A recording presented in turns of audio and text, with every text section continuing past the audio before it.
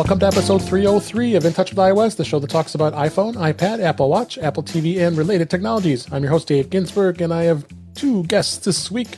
First off is Jill McKinley's back on the show. How you doing, Jill? Great to see you. I'm doing great. It's great to see all of you, too.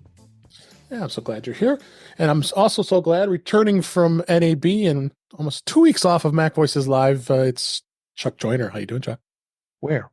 Oh, I'm good, Dave. Yeah. Thanks for having me. Yeah, it feels like I haven't seen you guys forever. I know. It's been too long. But we also have Jeff Gamet here this week. How you doing, Jeff? I'm doing well. And I want to point out, since it's episode 303, that puts you in my hood because 303 is one of the area code. That's right. Ben Raythick couldn't make it this week, but I know he's having fun at his festival out his way. But we miss him, and he'll be back next week. Besides that, we have lots of things to talk about, including all kinds of things, including an event that was announced. We'll talk about that, and beta. We'll talk a little bit about that, and lots of news and all that other fun stuff that happens. But let's just go ahead and jump right into the topics. As I mentioned, beta is running fast now. And 1 week after beta 2 came out, beta 3 is out to developers and in the public. Just a lot of different things, hints at the Apple Pencils that are becoming new. We'll be talking about that for the event in just a bit here. Some battery health features and for the iPad and all kinds of other stuff. And we've been talking about it, so just be aware that that's out. Also, the third beta of well, actually, I should say the third beta of Vision Pro, the Vision of OS 1.2. That's coming out here in a couple weeks as well. Let's hope. No any further improvements with personas or eyesight or other features that people have been not so happy about with Vision OS, but hopefully we'll see some improvements there. We also have watchOS 10.5 for Apple Watch. Nothing to talk about really there. And tvOS, we've got that at 17.5 as well. And that's pretty much all we could say about beta. There isn't really much exciting in that place here, so I will just go ahead and move on. But I will talk about that Apple did announce that they are having an event. Woo! Let Loose. It's going to be on May 7th, 2024. And it's amid all these rumors of the new iPads, the iPads that were supposed to be coming out in April, and they kept saying, oh yeah, they'll be out soon, and all the rumors are coming through, and finally they have an announcement. It's going to be a special event. It's Tuesday, May 7th, and it's starting, in those Pacific time zone people, 7 a.m. East Pacific time, 10 a.m. Eastern time, so that's happy for our Eastern time and Central time friends. It'll be a live stream, be available on apple.com and YouTube, the usual suspects where they have the event. The tagline is Let Loose, and the show has an artistic rendering of an Apple Pencil, suggesting that iPads will be the focus of the live event, which we pretty much can anticipate that. I'd like to know, Jeff, what do you think is going to be announced? I'm going to go out on a limb here and say Apple is going to announce that iPadOS 17.5 and iOS 17.5 will be available on the 7th. So they will announce at the event that makes sense. They're releasing those new versions. As far as other announcements, I think it's a pretty safe bet that we'll get the new iPad announcements that we've been anticipating, and we will get a new version of the Apple Pencil. And what I'm really, really hoping is that Apple does with this model what I felt like they should have been able to do ever since the original plug it up the iPad butt model, the original Apple Pencil model, which is wow. I am so glad you got Chuck's reaction recorded. Anyhow, what I'm hoping Apple does is give us an Apple Pencil that has alternate tips. So you can have like a chisel tip or a something that feels more like a felt tip. What I would love, which would fit great with this rumored squeeze gesture, is an airbrush tip. And then you squeeze the Apple Pencil to simulate pushing the button on an actual airbrush to make your art. Yeah. Well, it looks like, of course, we got the Red Mac Rumors article here, and it's all been talked about this. Looks like the rumor is that there's going to be 2 new iPad Pro models with the M3 chip and OLED displays, thinner enclosure, thinner bezels, a matte screen option, landscape-oriented front camera, number of design changes. They're looking at 2 brand new iPad Airs, which there could all be also first ever 12.9 inch Air. I think that's going to be quite a compelling device. I can't wait to find out about that. There'll be a new Magic Keyboard, of course. They'd have to because they're probably going to change it. It's going to have an aluminum enclosure with larger trackpad and other design tweaks. Like you said, the new Apple Pencil may have a squeeze gesture for certain actions and supports Vision OS eventually. So again, it's been over 2 years since the new iPads have come out, and I think this is going to be a great event. Interestingly enough, it's early in the morning in the Pacific time zone. That's quite unusual for Apple to do that because they generally would do it at 10 a.m. Eastern, Pacific time, excuse me. So this leads me to believe they just wanted to get it out earlier so the folks on the Eastern time zone, which is the biggest population of the United States, is going to see it than having to be at the noontime that we were used to it. Chuck, what are your thoughts on this event? Do you think it's a sure thing? I think we're going to have iPads. I think Jeff kind of hit it on the head. At the very least, the Apple Pencil, most likely the new iPads. It wouldn't surprise me to see some kind of surprise, although I have zero idea what that would be because we're headed into WWDC. So this just feels like, sort of the usual spring kind of event that, although we've seen some things introduced before WW before as a bit of a surprise. So you just never know. I mean, I still hold out hope that, we will get that one more thing, even though I don't know what that one more thing could be. But on the other hand, if this is what it is, then it's a good solid update, and it'll be an M3 update to the iPads, which would be no small thing. So, I'm looking forward to it. I don't know that it's going to necessarily drive me to purchase anything, but right now I don't need anything to drive me to purchase anything. I already have too many things I want as it is. So, You're being a bad consumer. Yes, I am, Jeff. But unfortunately, there are a limited number of dollars in the bucket. That goes. Jill, are you an iPad user? I'm assuming you are. And I am an iPad user. I went and got a Pro, promising myself I would not buy a new iPad Mini. That this was just going to be my one iPad. Okay. So I did that. But I am intrigued. But I probably won't buy anything this time around. I'm really intrigued about what the the M4 chip is going to be, if it's going to do something with AI. And so I'm probably now all holds off on anything right now. Yeah. I'm kind of in the place where I have an M1 iPad Pro with 11 inch, but I'm intrigued enough to see where the 12.9 inch model is going to go. And obviously costs will be concerned too. And I agree with you.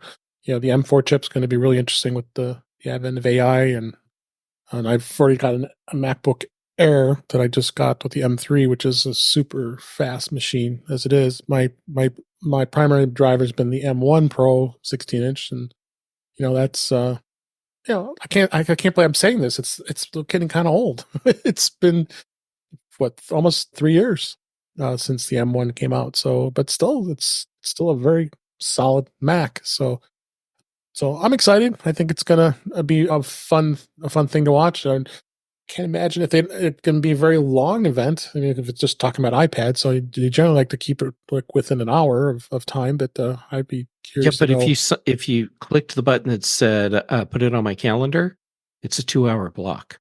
It's 2 hours. So interesting.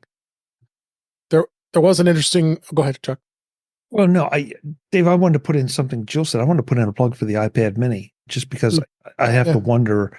I just can't. I'm just back from a 2-day conference where I made a decision to try to pack as light as I could. So instead of taking my full size iPad, I took my Mini, and I've kind of forgot just how nice and convenient that Mini is in so many situations. That while I always, it's no secret, I love big screens. Sometimes they just aren't the best thing to have in front of you. But the Mini, is right there. And it's a completely functional iPad. It does not, there are very few compromises. I don't know, maybe somebody can think of one, but at least for what I do, there are no compromises. So will we see an upgrade to it? I don't know. But if we do, that could tempt me. Yeah, I could be lured that way too. Yeah. An article I posted here too is with Apple promoting the Let Loose event. It showed it was using 6 artistic logos, and amid that expectation of the new Apple Pencil, they randomly appear upon the refreshing of the Apple's homepage. They did this back in 2018 when they promoted There's More in the Making event, where it saw the introduction of the radically redesigned iPad Pro and second generation Apple Pencil. So they get a little artistic, and then of course Tim Cook, you got looking on X, that showed a little video of someone holding an Apple Pencil with the artistic Apple logo. So it's kind of a given. I would think that something's going to happen with the pencil. I think with those graphics, they're kind of cool graphics, and don't you guys think? They are. Oh yeah, they're very colorful, very intricate. Yeah, I mean, at the very least, it makes you wonder if there's some significance to having that many different things. Does that represent the number of different iPad models, or could it be, Jeff, you know better than I do, possibility of more than just one new pen? Yeah. How Apple loves to code things. Yeah, I welcome the new colors. One of the things that always bummed me out is Mac and Apple was always white everything. I didn't want a white computer. It was just get messy all the time. But colors, I love the colors, so I'm excited about that. Whatever it is. Yeah. Or maybe it even means that could be introducing some new colors with iPads. Very possible.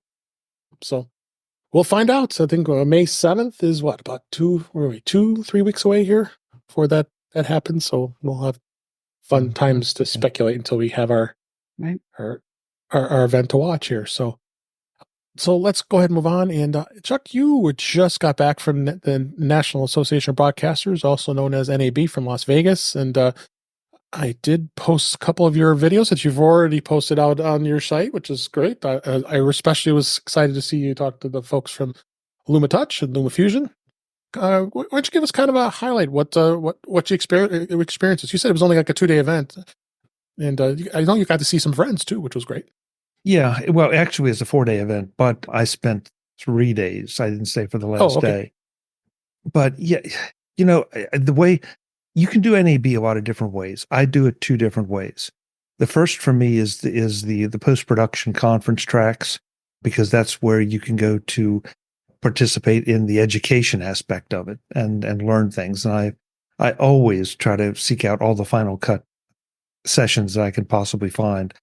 But they also have sessions especially oriented toward those who are, making their living in this industry, about how to manage social networks, billing philosophies, utilities that have more to do with the business side of it. So it really is a full featured kind of thing if you want to go for that and just immerse yourself. The other part for me, the part I skip, there are 3 main parts. The part I skip tends to be all the news conferences and things like that. And you always have big name stars there of some kind. That really, my time is too short there. And so it's got to be somebody really, really impressive for me to spend the time there. The third way I spend it, though, is on the show floor doing the interviews, because I still think that's a lot of fun. And you're right, Dave. You go year after year, you see a lot of the same people, you develop friendships. You also develop those companies you want to stop and see what they're doing that's new. Sometimes it's more iterative. Sometimes it's just completely off the wall. But as you said, the folks from LumaTouch are always. I think I've started my show the last 2 or 3 years with them, just because first of all, they're just great people, but second, they just make such an unbelievable product for the iPad for video editing. So I always want to see what they're doing with it, because they really sort of created the video editing market on the iPad that is now populated by Final Cut and some of the Adobe stuff, and DaVinci Resolve, I believe, is on the iPad. So they're the ones that got started first, and what they're squeezing out of the iPad and the M1 chips, the power is just staggering. So far, the videos I've published, as you said, LumaTouch or LumaFusion, Jim Tierney of Digital Anarchy, and I always seem to try to cross paths. This year they were showing an upgrade to their Beauty Box plugins that is automatic teeth whitening for your videos. And he does a little bit of, yeah, I mean, that's tough enough to do in stills. And now they're doing it with video. And then we sort of segued into a discussion of AI, which is where I'll take this, because AI was just everywhere. I bet. Some people are really into it. Some people are skeptical. Some people are just flat out afraid. So it almost depends on who you talk to. And, you know, I sat through one discussion that was a bit contentious among some folks about AI and what it's doing to video production and what it has the potential to do to the industry. You know, I don't know that it's quite that dire a situation yet anyway, but, you know, it is definitely on the radar. And, you know, some of the things you can get out of some of these models, and especially as you would expect with NAB, it's very much oriented toward the graphic side of things and inputting just text and getting out these crazy images. But there's still a number of weak spots, and I'm not going to go into all that here because that could be a whole show in and of itself. Yeah, sure. And then there are the hardware manufacturers that, you know, come back every year with something new. The other best part for me, though, is not just seeing the old friends, but meeting the new people and, you know, looking at a press release and saying, that looks interesting, going over to their booth and finding it. And, you know, you kind of expect these booths to be rather sizable. And instead they might be the size of my desk, but they're showing some really, really cool stuff. There's one that, forgive me, you can check out the Mac Voices site once I get all the videos uploaded, but there was one that they are selling hard drives, encrypted hard drives with a keypad as opposed to biometrics. Oh, wow. And, you know, and the point they were making, selling it a lot of different ways, but the idea that, you know, you want to have a secure place for your data, but if it's biometrics and something happens to you, guess what? They can't get in. But this way, if you put your data in there and then share the code with someone else that, you know, is important to you, at least that way they could get in. And they've really thought it through well, because they have not just, like, if it were Jeff and he's working for me, that the device can have two codes. It can have his code, but then I can have an administrator code. So, nice. You know, I could give each one of you one of these drives. You could each have your own codes that nobody else has, but also there's an administrator code that if anything happened to any of you, I could get into those drives. So that was really a very, very cool piece. And you just go on and on. You know, I don't want to spoil too many of them. And frankly, sometimes you end up, you know, kind of forgetting everybody you've talked to. I will say that I had a chance to hang out with Doc Rock and his little entourage. Fun. Including Eden from Camo.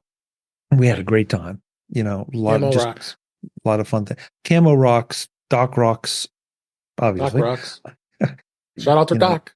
Ecamm does. So yeah, hopefully folks can get a little bit of a sense of what's going on at NAB that is more relatable to them than, you know, maybe relatable to a network executive.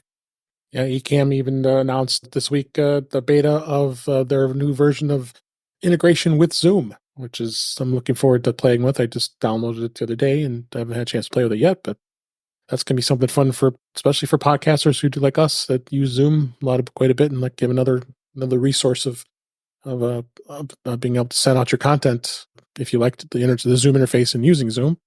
That they got that going too. So I know. Yeah. I saw Rode announce a couple of new products, and I saw a lot of. I'm sure there was plenty of microphone companies out there, Audio Technica, and many of the other brands that are out there that relate to media and that kind of stuff and cameras, and I'm sure it was endless. Yeah, I actually, when Doc and a gentleman from Zoom and then a representative from Shure, I think it was Shure. Were there doing that announcement, and I was just off camera, you know, cheering it on. So yeah, but that's the great thing. You know, you're there and you're seeing the people that are actually doing this stuff. You're watching them interact with each other. I should have, you know, that everyone will know is I got a chance to talk to Larry O'Connor again from OWC. That's a given. Yeah, well, it is. Larry's just awesome. Yeah. He is, and but every single time they come out with great stuff, new products, and it's not just the stuff for the super high end; it's also the stuff that any of the four of us could benefit from. Yeah. So it's a stop that if you're in the market for hardware, you have to stop at OWC and see what's going on. Absolutely. Oh yeah, there was a lot of new products I saw, and we'll might even talk about those in future shows. But Jeff or Jill, did you have anything you wanted to add with NAB? Questions? I was going to say, no, it's exciting, to see where it's going and helping people who are not video, just regular people get videos out. I find it very cumbersome. And so I'm excited to see if maybe AI and some of these other high-end tools will make it easier just for the regular schmo to put a video out. Yeah.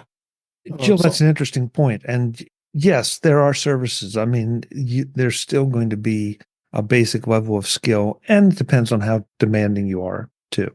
Yeah. But and there's this little matter of the price tags, but that just keeps getting better. Yep. Well, speaking of AI, I wanted to have a couple topics here regarding to AI. Apple did release an open source AI models that run on device. That just was announced yesterday as we record here. Apple today released several open source large language models, or LLMs, that are designed to run on device rather through cloud servers, called OpenELM. That's open source efficiency language models. They are the LLMs that are available on the Hugging Face Hub, a community for sharing AI code. And there's a white paper about it, and has about a total of 8 open ELM models, 4 of which are pre-trained using the CoreNet library and other things. It's quite an interesting thing here that Apple has done, and that just kind of is going to show you where we can kind of have to anticipate that there's going to be some great announcements at WWDC regarding AI for sure. Jeff, what do you think on this? You've been dabbling a little bit in LLMs, and I think this is an interesting thing that Apple announced. Yeah, this is the sort of AI LLM announcement that I would expect from Apple. And I have not had a chance to download their models yet. But Hugging Face is a great place to go to find all the different models. So when I have a chance over the next couple days, I plan on downloading Apple's models and seeing what I can do with them. And Chuck, you said you saw a lot of AI stuff. That this is not surprising that Apple released this. No, I mean, we've heard a lot of things about what Apple's been working on. Where I think the intersection is going to be interesting is the intersection of AI and privacy, because as you said, these are on-device models as opposed to some of the other things that, say, Meta and some of the others are doing. And I think that's going to be a place where Apple really tries to sell that hard, and legitimately so, because there's so much discussion over who's training these models, how they're being trained, what they're being trained on. Are they being used to train each other or train themselves? Which, that you get into a question of whether that's a good idea or not. So I'm anxious to see how Apple addresses some of this and what they've been training it on. And, I don't know if anybody's taken a look at any of the Apple licenses to see whether we have inadvertently given Apple permission to tap into some of what we do so that they could use it. But even if that has happened, and that is complete speculation on my part, even if that has happened, I still feel pretty comfortable that Apple's not going to abuse that, or that I don't have to worry about anything that I might be concerned with being used to train a large language model that could be out in the wild. Yep. So, I'll bring you in on here. Do you have any comments on this and IMI? Well, after last time I was on, Jeff shared with me some local AI, machines that I explored and I looked into. And I agree. I think that there are a few I've just written off. I'm not doing Facebook. I'm not doing this one or that one because I don't trust them at all. And this gives me hope. And I have friends who are very leery of AI, and they worry about what it's going to do and their privacy. And I think this is the perfect spot to sit in, where it can help you without ransacking your life and putting everything out there and using it to train itself. I did see Apple was paying people upfront, telling them we would like to train on your magazines or your newspaper articles, and paying them upfront and telling them that. And I liked that. I thought that was a solid move on their part. So I'm excited about this. Yeah, for sure. And I'll also add that Chuck, you and I had a conversation thinking about this in the enterprise, working in the business. I'm currently doing some testing, and I find it to be very interesting. How is a company going to be smart enough to be able to keep their system secure, to not allow their information to leak out and get out into that wild west of LLMs and AI for that matter? Microsoft and Copilot I'm actually thoroughly impressed so far of what their product does, and the fact of being able to be in a meeting and the meeting goes for an hour, and within 30 seconds to a minute, you click a button and it gives you a complete summary of everything that was talked about. And I can't think of, I can think of many things that's how beneficial that's going to be, because you used to be at a meeting and you have someone who plans the agenda and someone who takes the minutes. Now you don't have to have a person doing minutes anymore. Why do you bother? Well, you got this, and how tightly integrated it's in with Microsoft 365. Coaching you with when it comes to doing emails in Outlook, being able to help you write a particular document in Word, Excel spreadsheets, being able to crash numbers and using those models to come up with things in PowerPoint, helping create a presentation. They're just, and I have only really explored, like all of us. You're looking at Copilot, the free version, because I'm not going to pay Microsoft $20 a month right now, if I would ever. To use those advanced tools, but I've been able to see it firsthand, and wow, it's just Microsoft alone. It's pretty impressive. I mean, even with Google, I know Google is doing it too with their Gemini, I think it is, and so I think many companies are going to do it. But again, we got to worry about privacy. I think that's where our real concern is going to be. But companies are obviously being smart enough to know that they've got it locked down enough that the information is being checked and scanned with information security and making sure that stuff doesn't get out. I had a good win with ChatGPT a couple of weeks ago where I had to create a spreadsheet, and I asked it, I said, how would I create a spreadsheet like this? And it just gave me the formula. And I said, no, I want you to teach me how to understand this. And it provided a 10-page instruction sheet of each function, what they do, how to use them. And I'm like, that's amazing. That's amazing. See, that's a legit use for this kind of technology. Very much so. Right. Yeah. But Dave, there's one thing you said that I've had some discussions over the past couple of weeks with folks about this. Yep. Your example of a meeting summary is perfect in minutes. Okay. Yep. So, how comfortable can you get? How quick? And how reliable is this stuff? I mean, for Jill, it sounded like it works. I can give you a bunch of examples I've used that absolutely work. But I also haven't been designing a jet engine. I also haven't been keeping minutes for a Fortune 500 company. So what if it hiccups? What if it loses something? What if it doesn't think that maybe something that Jeff said was important and what Jeff said was really critical? That's where, we still need the human fact checking. I don't know how long we need it. And I'm afraid that people are going to get lulled.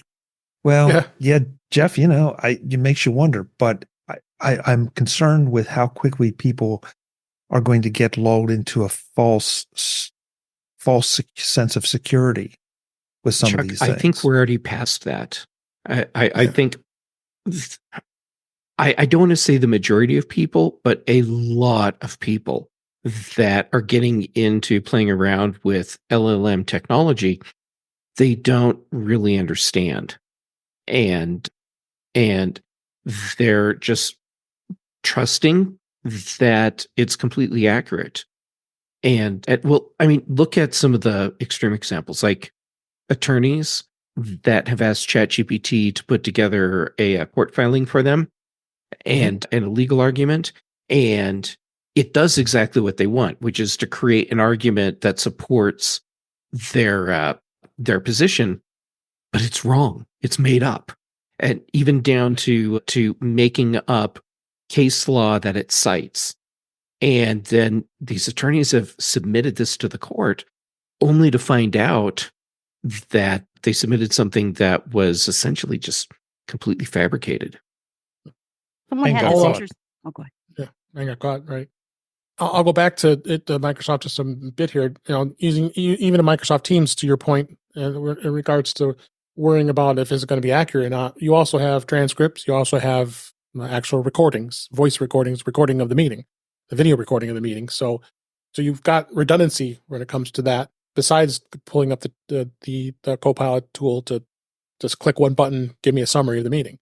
So no one wants to sit through an hour of watching a video of a Teams meeting when you already were there and have to go back and refer to it. Whereas this Copilot tool with recapping it is going to just save so much time and make the meeting more efficient and you being efficient. So yeah, I don't. Please do not think that I'm a naysayer. I am not a naysayer. But this is just one of those things that we're going to have to be cautious about. It feels a little bit to me like testing a spreadsheet. That if you're going to have to test it 2 or 3 times before you can really get comfortable with it. But this is just so much more sophisticated. Yeah. Someone had a really interesting point that it's all learning from us. What happens when no one is writing anything anymore and it's just learning from itself? Now it is scooping up its own writing and learning from it, which could be right or could be wrong, and it's going to stagnate because it's not going to get better because it cannot be better than itself. And someone even gave the advice, go into like Google search and limit it to before 2023. And your quality of answers you get in Google is much better than what you're getting if you include last year that has AI answers in it. And I thought, oh, that's scary, actually. Yeah, it is. So great conversation. I want to continue on a little bit here. A couple of fun AI things that have been out there that I've discovered, and I think many have, is the ability of being able to create songs and music. I thought this was amazing. 2 of them that are here, Udio, which is kind of, I think, short from studio, allows you to be able to type in particular information about what the song should sound like or what you want to talk about. Like I tried, create me a theme song of In Touch with iOS with Jeff and Ben, and it could be rock music, and then it would just create a nice little beat, nice little sound, and it's kind of fun to do here. I don't know if any of you have tried this yet, but I think this is another area besides photos and other things that the AI can do that is something we could be very interesting, even for creators like us or for people other who want to just create a song and it's not copyrighted, at least for now. I don't know if have any of you guys tried this service at all. But the first one is Udio. This is in beta right now, and the other one was called Suno, and that one also works very similarly, like creating songs, and you can also it's collaborative. It allows you to see other songs that people create as well. But just amazing that it can create a 1 or 1.5 minute song of something. And sometimes it's good, sometimes it's not so great. I think Jeff can attest to that, right? Yeah, it's right now. This to me, it's a good way to describe it. Okay, actually, I got it. So what we're doing with LLMs and an image generation and now music generation, to me, it's a lot like lightning jars. Mm-hmm. And for the people that don't know, lightning jar was a thing a few hundred years ago, where a couple hundred years ago, where you would have these jars that would do little lightning bolts inside them. So, it was static electricity discharge. Right. And it's because no one had a practical use for electricity beyond a parlor trick in entertainment. And I think right now, where we are with all of these technologies in this group, this is our new lightning jar. And people will play with them, and they'll be clever and fun and silly and screwed up. And then later on, we'll see the real practical uses for the general public. The practical uses for enterprise, I mean, that's been well established, and it's not glitzy, fancy stuff, but it's why a lot of companies are able to keep your data safe. Yeah, that's true. How about you, Chuck? Would this have you tried to try this at all? Is something you'd be interested in? Or? Listen, you're always interested in playing with it because you never know when you're going to need one of these tools. There's so many. We are such early days on this stuff. You sort of glossed over the fact that you can't copyright anything yet. There's so many legal challenges to some of this stuff, not just the music and not just the images, but all of it, that you really have to be careful what you source, how you use it and all. But yeah, to play with it. And right now, until some laws are established, why not take advantage of it? Absolutely. Yeah. So it's definitely interesting, I think. A couple of comments in the chat room. Guy, aka Vert Shark, how you doing, Guy? He was talking a little bit about AI as well as Witherbucket. That's Jill's brother here. That's hanging out with us.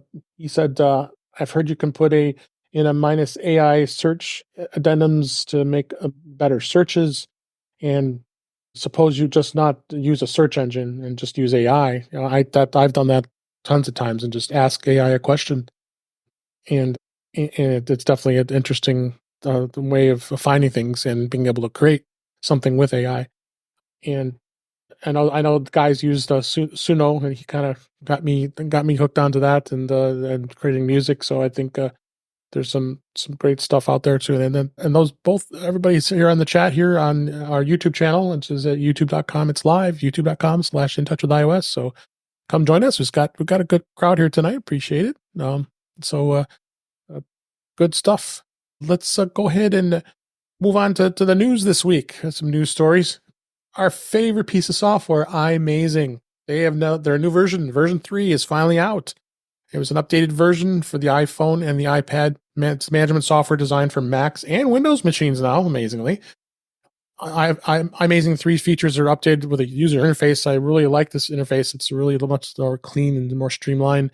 It's got a dedicated Discover section that makes it easier to find popular tools, such as doing things like transferring photos from an iPhone, downloading messages, transferring music, making backups. It's got a device overview section that offers details about connecting products like serial numbers, model numbers, device IDs. So much easier to find this information. But the biggest thing is it's a backup tool. It's a good alternate, if not primary, backup tool besides iCloud for your iOS or iPadOS device. Also, they added support for Vision Pro. So you also, if you have a Vision Pro device, you can back that up and be able to access that as well. So one of my all-time favorite tools. I think everybody here, I would assume, has it or uses it. And a good welcome upgrade. And if you have the version 2 license, it's either a really inexpensive or free upgrade for it. So I don't know if any of you guys tried this yet. Yeah, I did try it. I bought it after Brittany suggested it on the show, and it's great. And I love the new upgrade. The interface is fantastic. I really like it. Yeah, agree.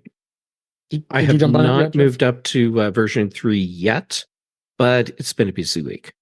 And while I did have the opportunity to play with this during beta, I chose not to because I don't beta data backups. Right. Well, I would do it as an alternate just to test it. Yeah, I have not tried the new version either, but iMazing is one of those. There are a few utilities out there that are just like requirements. And so if you have an iPad or an iPhone, this is one that you just plunk the money down and get it because you're going to need it. You're going to use it. It's more a matter of figuring out all the things it can do, but over and above backups. So yeah, the first time you realize that you have a iMessages conversation that you need to extract and keep separate, and there's no real way to do that on device, iMazing pays for itself right there. Sure does. Or when you find out that an app you rely on is no longer available on the App Store, but it's in your iMazing backups. It is. Definitely is. So moving on, Apple has reportedly stopped production of that fine woven accessories case line.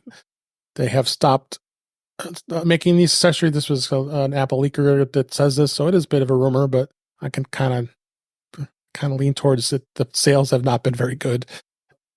They did stop doing leather accessories in September of 2023, replacing them with these environmentally friendly, fine woven material. The company described as luxurious, durable microwool and overpriced. And don't think a lot of people like the case. And I felt it out.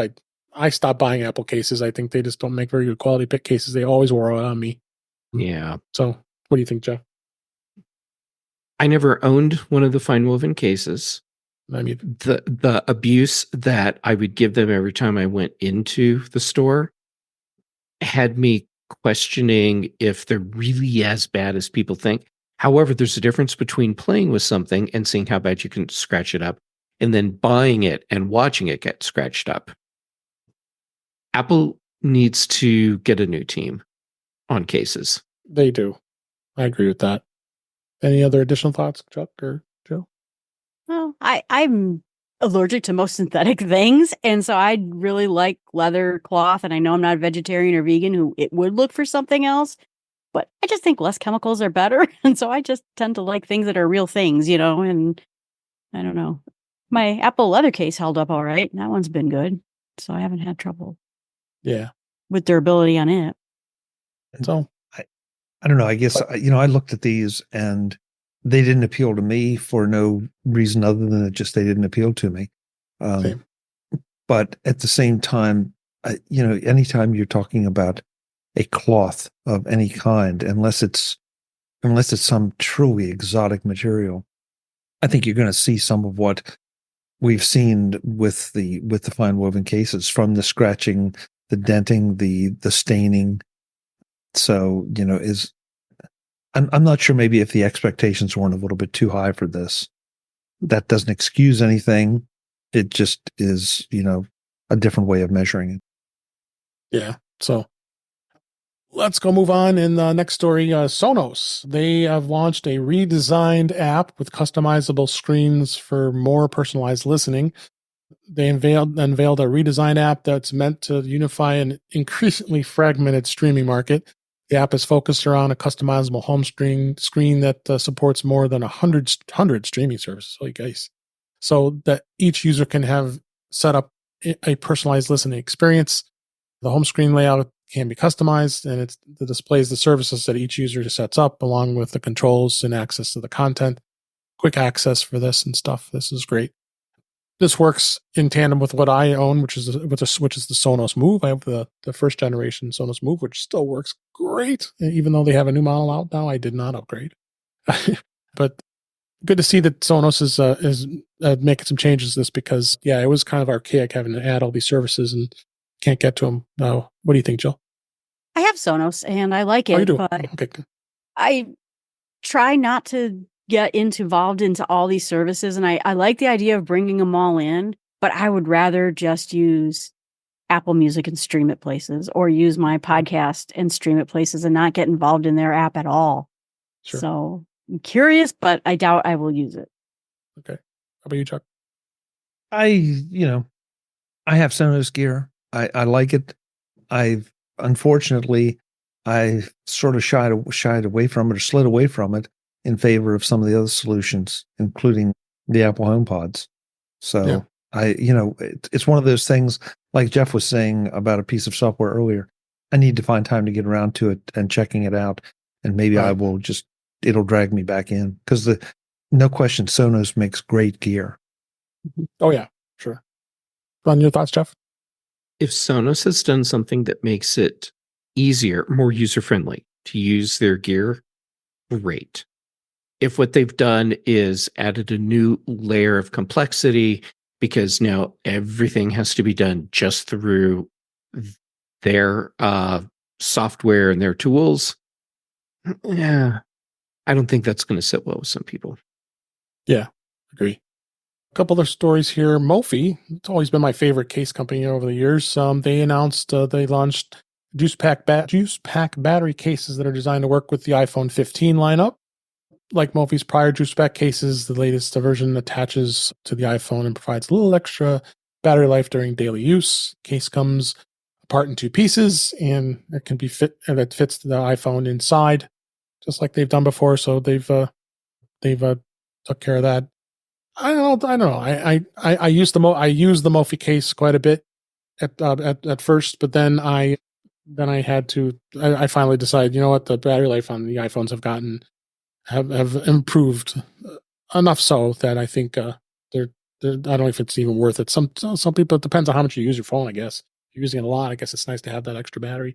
They got those batteries, like Scotia has the one you can just touch to the MagSafe, and these were the old cases that you have to actually put the case on. It's a combination case battery. So what do you think on this, Chuck? Again, Mophie does great stuff. There are a lot of options out there. Mophie, you always have to look at the Mophie stuff if you're in the market for something like this, because they're not terribly expensive. Yeah, they're going to be very competitive, feature rich. Like so many of these type of, in my opinion, so many of these type of accessories, it just has to fit you. If their designs fit you and the feature set fits you, great. But the odds are that Mophie's going to have something that comes pretty close if it doesn't hit it right on the head. Yep. What about you, Jeff? Jill? I know people have owned him, but I've never had personally. But everyone I've talked to likes owning them. So always did. How about you, Jeff? Yeah. Dave, you made, I think, a really important point when you said, battery life's so good. Don't really need the charger, portable charger thing anymore.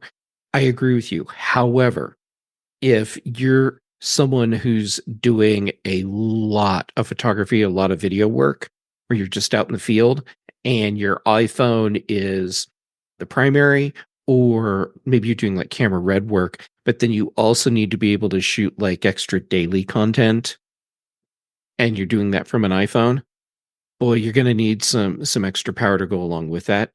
And for me, if I were in that position, the first place I would go is Mophie. Yeah. Oh, yeah, for sure. So a couple other stories here. Apple is going to finally plan to release a calculator app for the iPad later this year. This is according to a source familiar with the matter from Mac Rumors here. iPadOS 18 will include the built-in calculator app for all iPad models that are compatible with the software updates, which we'll probably hear about at WWDC. And it was reported, if you go way back, when Craig Federici talked to Marcus Brownlee in 2020, he had said to him at the time that the company simply hasn't gotten around to releasing a great calculator app for the iPad, but that day may come. So it's been 4 years, so it may come. Right, Jeff? Okay. I have to be very careful to not roll my eyes, because I will roll them so far my retinas will detach. The big news here shouldn't be, hey, Apple's going to do this really cool calculator app for the iPad. It's, look how long the iPad has been on the market, and we still don't have a calculator app. What we have now is a rumor that we will get one soon. Holy crap, that is ridiculous, and Apple should be very embarrassed. They should. All right, it might be a great calculator, but Apple should be. still be very embarrassed. Yeah, too long. Right, Chuck? I can't get excited over this one. I know a lot of people get really agitated over this. It seems very strange to me that there was not a calculator app for the iPad, good or bad, but there were plenty of third-party options, and so it's not like you went, without. So, and I have to admit though, at the beginning, did the iPad need a calculator app? Yes, absolutely. From day one, it has needed a calculator app. From my perspective, this is like you go to the shoe store, you buy a really, really nice pair of shoes, and you leave the store, but there's no shoelaces. But it's okay, because like I can go buy shoelaces at another store, and I can get nice shoelaces. But the shoes that I bought, they just don't come with those. You wouldn't buy shoes that way. And yes, I know I'm making kind of a silly analogy here, but the point is, this was supposed to be the alternate option to having a computer. You can do everything on your iPad, but there's not a calculator app like there's been on the Mac since the day it was released. That's a fair point, Jeff. I guess my reaction always was, I don't remember the last time I went looking for a calculator app on the iPad. but it depends on how you use your iPad. So, and I use a calculator on my iPad a lot. There you go. But you're right. It's about how each person, yes, pCalc is what's on my iPads. Right. But you're right. It's about how each person uses their iPad. Most people probably don't even think about whether or not they have a nonlinear video editing tool on their iPad. But boy, I sure think about which one's installed on mine. Yep. Great example. Great example. Yeah, for sure. Jill, do you care if there's an calculator on your iPad? I didn't know it didn't have one until I saw this. And then I went, Really? Really? It wasn't there. So no. But I had pCalc as well. And so I probably installed it and never noticed all these years. Yeah. Yeah. That probably says a lot more about me and needing to get over it than anything else. Yeah. Oh, Jeff, I think it speaks to the fact that you use your iPad differently than I do, or Jill does, or Dave does. Right. Well, excuse me. I shouldn't speak for Dave because I don't know how he felt about it, but I could give it or take it or leave it. But it is nice to, when you're on your iPad, do I need to go to my iPhone and use a calculator? So I think it'll be a welcome. But like I said, I use buy a pCalc as well. It's most people probably won't miss it much. I wouldn't think. So, a couple more stories here on Vision Pro. Apple cuts Vision Pro shipments as demand falls sharply beyond expectations. Apple has dropped the number of Vision Pro units that it plans to ship in 2024, going from an expected 700 to 800,000 units, so to just 400,000 to 450,000 units. According to that great analyst, Ming-Chi Kuo, orders have scaled back. I know we love him. Orders have scaled back before the Vision Pro had launched, and in markets, of course, they're not anything really outside the United States as it is anyway. So I know this is rumors, but the other article I'll just kind of package it in here is that interest has really been dying down in a lot of retail stores. They're noticing that I'm sure it's like not even a problem to walk in and get the demo right away, and demand has been way down. That people have been booking appointments often don't even show up. And sales, at least in some locations, have gone from a couple units a day to just a handful the whole week. So you're getting some accurate stuff here. But are we surprised? I mean, it's a $3,500 device. It's a niche item. It's version 1.0. I all of us, I don't know if you did the demo, Jill, but all of us here have done the demo besides that. And yeah, it was great. It was fun. It was interesting. I don't think it's $3,500 interesting. So are we surprised? What do you think, Jeff? Not surprised. And keep in mind that when a new product is released, you have the immediate interest, and there's all the hype around that. So you're going to have a higher level of in-store traffic for that product. And related to that would be, as that initial hype kind of fizzles out, the number of sales will probably go down with it. So what we're seeing right now, I'm not really concerned. I feel like this is just part of the cycle, and we know Apple is playing a long game with this product. Yeah. So I expect we will see more versions, different price points happening. All right, but now we got to talk about Ming-Chi Kuo. Yep. Why? And I say this all the time. Why do people think this guy has a magic crystal ball and is always right? Because he's not. Now, the information that he has, there's probably nuggets of truth in it. How he's interpreting that may not necessarily be correct.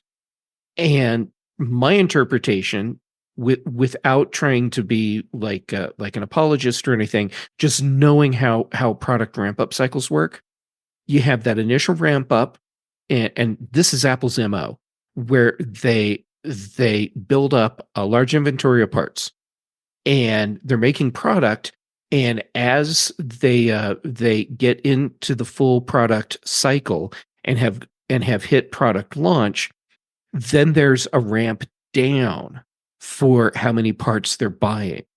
So what I'm hearing out of this is that Apple is following their standard operating procedure for parts purchase and management. Now, are they seeing sales that are way below expectation? Who knows? They're not going to tell us. Maybe they are, maybe they aren't.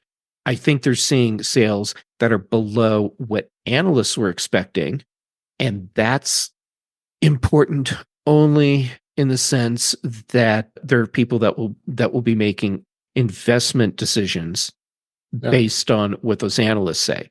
But that doesn't mean that they are reflecting what Apple is actually doing and what their strategy is and what their targets are. Yep, I agree with you. Jill, have you done the demo? Did you do the demo? I didn't do the demo. I did, I've been reading and watching everyone talk about it, and I noticed some of their best apps that it had were apps I have on my Oculus, not to compare them, because I believe the video quality is so much different. Mm-hmm. But a couple of things. I think he's right. I think that it's winding down. They know it was going to wind down at some point. I heard another rumor that another Vision Pro is coming in September. And as soon as that rumor gets out, people are going to go, oh, well, I'm going to wait and see what the next thing has. Yeah. And there was always a dedicated pool of people who were really into this, really excited for this, or just have so much money they don't even care. And those people are going to run out. And the rest of us are just waiting for the next thing and to see what happens next. So I don't think it's surprising. Jill, I bet you they're not surprised. Yeah. Jill, you triggered something for me, which is not triggered in a bad way, just like triggered a thought. So thank you for making my brain work. I do appreciate it. Should work at least once a day just to keep it functional. Right now, we have a problem for Vision Pro, which will presumably be addressed over time. The same problem we had with iPad and iPhone at various points in their life cycles, which is a lack of apps that the average person wants to use. So once we start getting more of that content, then I think that we will probably see an upswing in sales because people need to be spoon-fed. And until you're spoon-feeding them, here's how you're going to use this product. Most people aren't going to get it. Not that they're stupid. It's just they're not wrapping their head around this new thing. So it'll take time, but who knows? Maybe 2 years from now, we'll be looking back on this saying, "Wow, Apple really failed to get the support, and now we have another Apple iPod Hi-Fi on our hands." Yeah, there you go. That's a good analogy. Oh, no. Chuck, you got the last word on this. Oh, I don't know if I want the last word, Dave. Everything that's been said before up to this point is true. There's going to be a dip. We have the questions over what can you do with this? What do you really need the Apple Vision Pro for? It is an amazing demo, and I feel like there's so much promise there. It's just a matter of starting to realize that promise. We all heard the comments about it being too heavy. I didn't find it too heavy, but that's me. But there have to be reasons to do things in the Vision Pro that either you can't really do anywhere else or you can't do as well. And that's what's going to drive it. Plus the fact that it's a 1.0 product. I mean, it's slick. There is nothing to compare it to, no matter how many times Zuckerberg wants you to compare it to his stuff. It just is not there. The only similarity is it puts something over your head and your eyes. Other than that, it's a totally different experience. But will people use it? Will the developers support it? Will they figure out a way to have it be a superior experience? That's what we all have to wait for. Yeah, for sure. So that all is news for this week, but a couple announcements I wanted to make. Speaking of Vision Pro, our friends Marty Gencius and Eric Bolden both started a new Vision Pro podcast. I'm so excited. I wanted to make sure I give them a plug and let everybody know about it. It's called the Vision Pro Files. It's a weekly prosumer podcast on the Apple Vision Pro. They have contacted some Visioneers when they hope to bring them onto the show and discuss news, new apps, and applications on the Vision Pro. We've had the pleasure of having them on Mac Voices Live, and Marty has, of course, been on the show a number of times already. So I wanted to give them a plug. I'm real excited to see that they're sprouting out and telling us a little more about Vision Pro. Since they have them, and they can really give us some insights on that stuff. So I think episode 1 has already been published, so check it out, give it a listen. Also, MacStock is coming. It's July 12th through the 14th in Crystal Lake, Illinois. MacStock conference, as we've been talking about a bunch of times, is an absolutely great conference. You can join all of us here on this panel are speaking. We're 77 days away from, as we record here to MacStock. It's the theme of Level Up. We'll have some presentations and we'll have workshops for the first time on Friday. We have a bunch of folks that'll be doing some workshops. So it's absolutely great way to network with people, have some fun. And we all still have to get our talks together. We're still working on them, but you're going to hear about them soon, what we're going to talk about. But aren't you guys excited? I know I'm excited. Jill, you're going to get to speak again. And Chuck and Jeff, of course, have spoke many times before. Yeah, very excited. It's going to be a blast. It always is. I am super excited. It's so much fun to get to hang out with all of you in person. And that extends out to all the people that come to MacStock. It's just like, it recharges me. It does. Yeah. I would agree with that comment. So come check it out. We would love to see you and meet you and network with you. And it's going to be here before you know it. So looking forward to it with all of you. There will be there. I know many of you out there listening are going to be there. So we could look forward to it. But with that, let's go ahead and wrap up for this week. That's a wrap for at least. Send your comments, questions, and suggestions to our email address, which is feedback@intouchwithios.com. You can follow us on Mastadon, which is at intouchwithios at techhangout.social. Support the show by buying me a coffee at intouchwithios.com/coffee. We'd really appreciate it. You can become a patron of the show by going to patreon.com/intouchwithios. We have 2 tiers available to support the show. We would really appreciate it.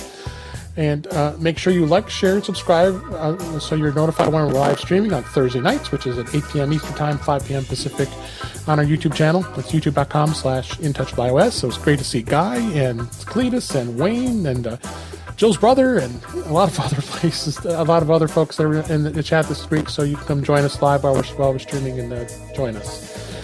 We put all I leave the live stream up so you can watch it later, as well as you can listen to past shows. You can visit In Touch With iOS magazine on Flipboard, where many of the topics we discuss are flipped into that magazine. This link is in our show notes. You can subscribe to the show in your favorite podcatcher, including Pocket Casts, Overcast, Apple Podcasts, with transcripts, and many others. But better yet, go to our website, which is intouchwithios.com, where all the links to all the ways to listen to us is on that website.